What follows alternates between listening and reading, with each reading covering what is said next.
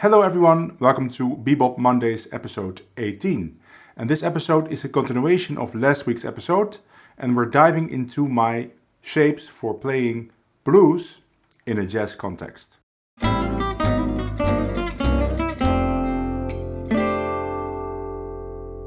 In this video mini-series we are working in the key of F, and last week we were looking at my two shapes for when you are around the third with your first finger. So if we're in the key of F, the third is here. I'm talking about the high E string. And then I had two shapes. The first shape was this one, 3, 4.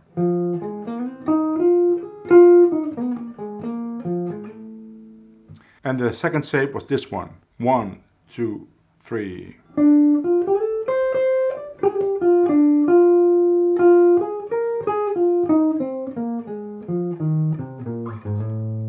And then I showed you a couple of licks that you could find in these shapes. Today we're going to move up the neck a little bit. We're going to go with our first finger around the fifth of F, which is a C, right? Again, talking about the high or the low E string. And we're going to talk about two shapes that I have there. And then next week will be the last episode. We're going to look at shapes with our first finger around the root of the chord. So either here or there.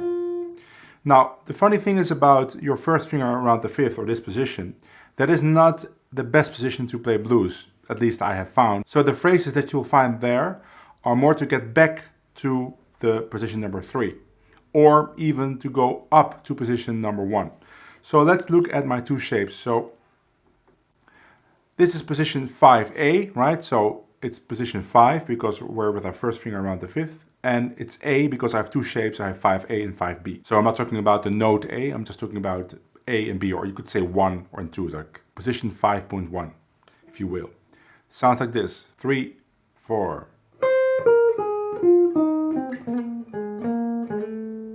One, 2, 3, 4.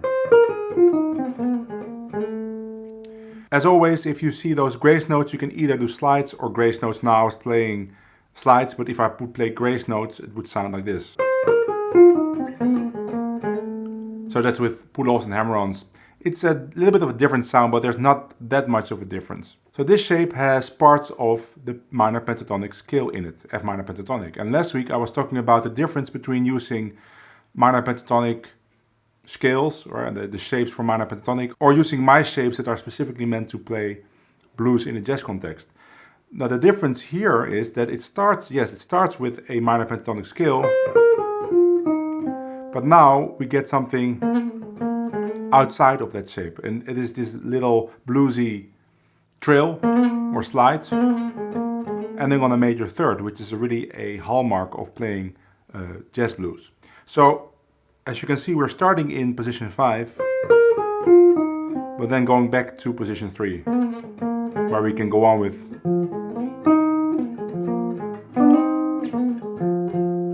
If you want to know more about position 3, of course, watch last week's video, there's a link to that in the description. These red notes are the shape, and now I have two phrases that you could find inside this shape. So let's look at those two phrases. So it sounds like this, 1, 2, 3, 4.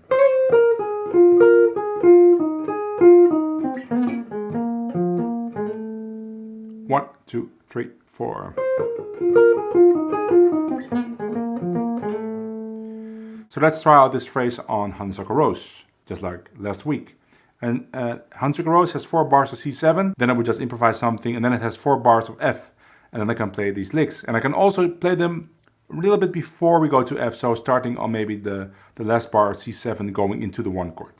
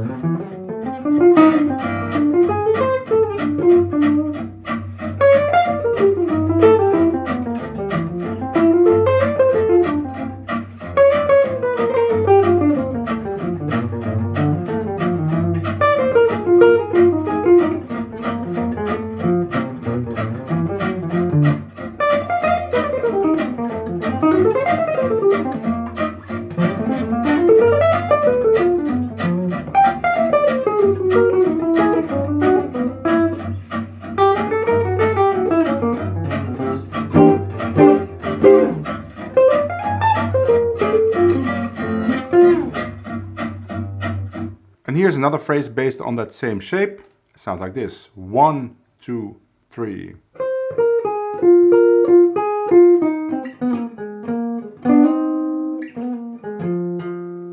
One, two, three. So it goes back to position number 3, and then we're playing something from position number 3, like this double stop. I was talking about that last week. And the beginning of the phrase, that's typical stuff that you would be playing from a minor pentatonic shape. So of course the minor pentatonic scale really works, but if you would only be playing that kind of material, you're not really catching the true essence of playing blues in a jazz context. You need that major third, or you need those double stops in it. So that's what we're trying to do by using my shapes. So let's try this one out on the backing track.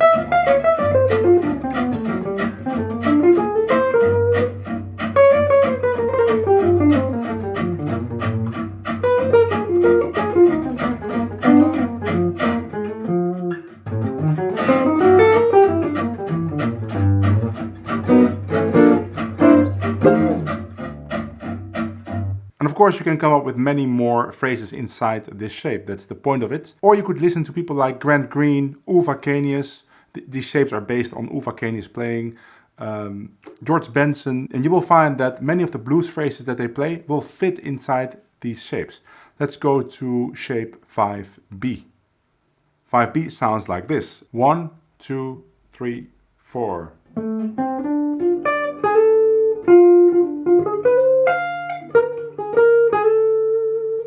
One, two, three, 4. So you could say this is not really in position 5 because, I mean, I'm here. But I see position 5 more like this, like a wider thing. So this is still in position 5, and you could also maybe think about the third of F on the A string, which is an A, and then you could start the shape there.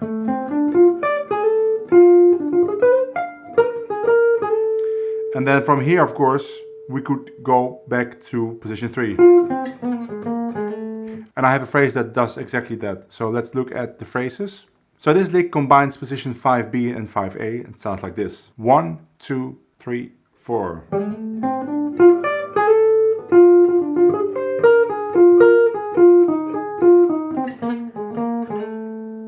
1, 2, 3, 4.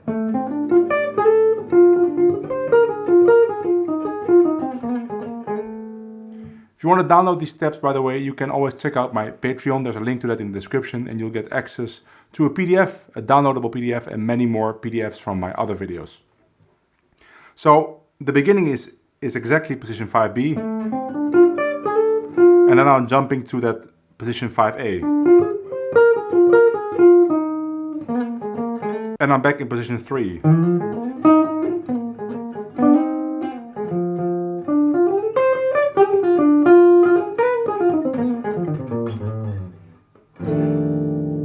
So let's try this lick out on the backing track.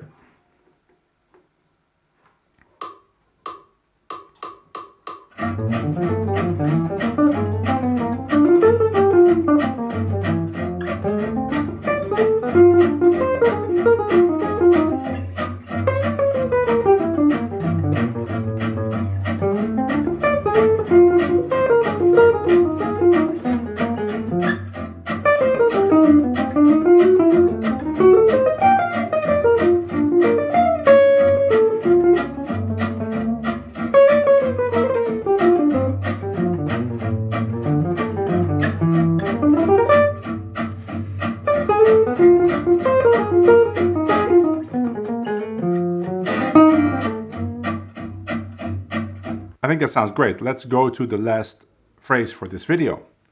So this phrase, I was talking about this phrase, we're going from high up in position 5B back to position 3. And it sounds like this. 1, 2, 3, 4.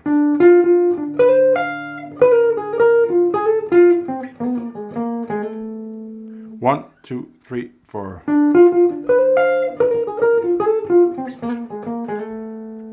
So of course there's this quarter triplet in the second bar, but you don't have to play that, you can also play something else. It's more about the principle of playing this F major triad to connect position 5 to position 3.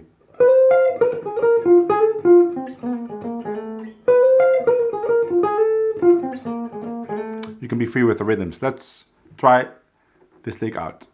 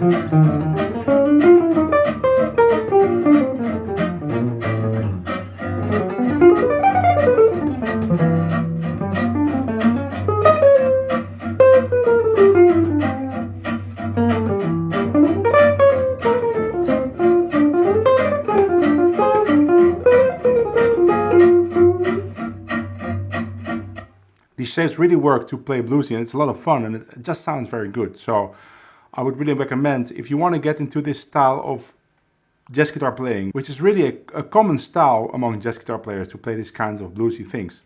Check out my shapes, and then next week I'll have the last video and we're going to talk about my shapes for position 1. Until then, bye!